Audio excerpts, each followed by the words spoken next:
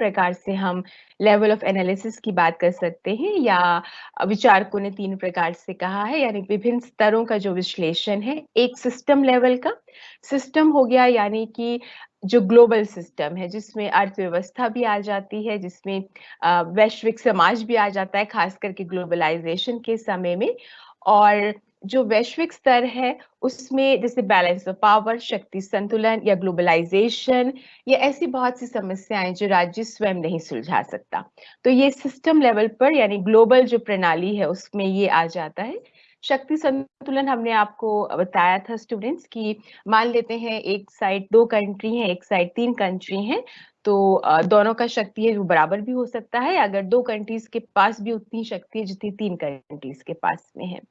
तो ये balance of power जो है आप कह सकते हैं काफ़ी लंबे समय तक प्रथम विश्व युद्ध से पहले तक इसने अंतर्राष्ट्रीय संबंध को परिभाषित किया या प्रयास किया गया कि बैलेंस ऑफ पावर के तहत युद्ध ना हो, एक डिटरेंट की तरह हो। लेकिन क्योंकि बहुत सारे युद्ध हुए खासकर प्रथम विश्व युद्ध, तो बैलेंस ऑफ पावर उतना सफल नहीं माना गया और उसके बाद कलेक्टिव सिक्योरिटी यानी सामूहिक सुरक्षा की बात की गई राष्ट्र संघ में पहले और उसके बाद यूनाइटेड नेशंस में। वो बात अलग है कि राष्ट्र संघ भी सामूहिक सुरक्षा का प्रयोग नहीं कर पाया और यूनाइटेड नेशंस भी अपने इतिहास में इतने लंबे इतिहास में 1945 से 2020 तक बहुत सारे युद्ध हुए लेकिन केवल 2 ही बार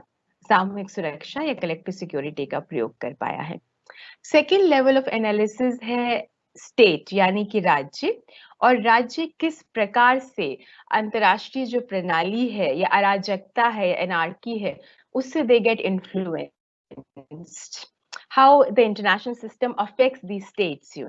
और जिस तरह से अंतर्राष्ट्रीय जो प्रणाली है वो राज्यों को प्रभावित करती है उसी तरह से उनकी फॉरेन पॉलिसी होती है, किस तरह से राज्य जो है अंतर्राष्ट्रीय घटनाओं के प्रति रिएक्ट करता है, वो सेकेंड लेवल ऑफ एनालिसिस है। और थर्ड लेवल ऑफ एनालिसिस है जो ह्यूमन नेचर का है। जितने भी हमारे चाहे फॉरेन मिनिस्टर हो, एक्सटर्नल अफेयर्स मिनिस्टर हो या नेता हो या डिप्लोमैट्स हो या प्रशासन में हो, राजदूत हो, सभी लोग व्यक्ति हैं और मनुष्य का जो नेचर है या उनका जो थ्रेट परसेप्शन है, तो कहीं ना कहीं वो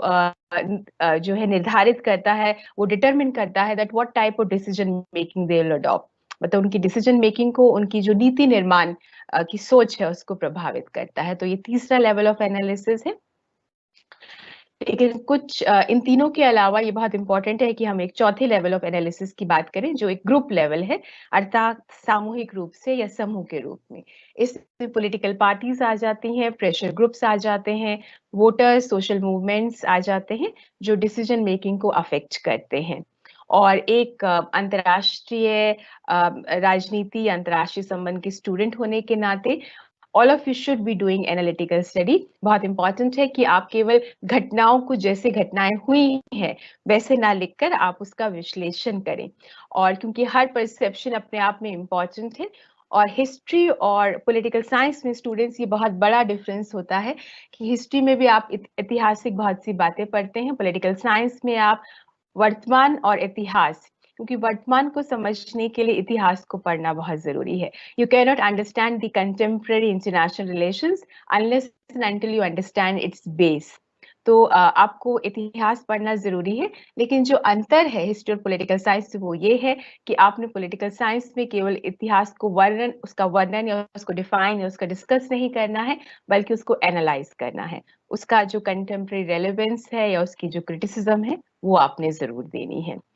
आई एम श्योर आप लोगों को आइडिया होगा आंसर्स कैसे अच्छे आप लोग लिख सकते हैं, अच्छे मार्क्स ला सकते हैं। लेकिन एंड में जब हमारा ये कंप्लीट हो जाएगा तो एक बार हम ये भी आपके साथ डिस्कस कर लेंगे कि एज अ टीचर जब हम मार्क्स देते हैं स्टूडेंट्स को या जब हम पेपर चेक करते हैं तो वो कौन से पॉइंट हैं जो स्टूडेंट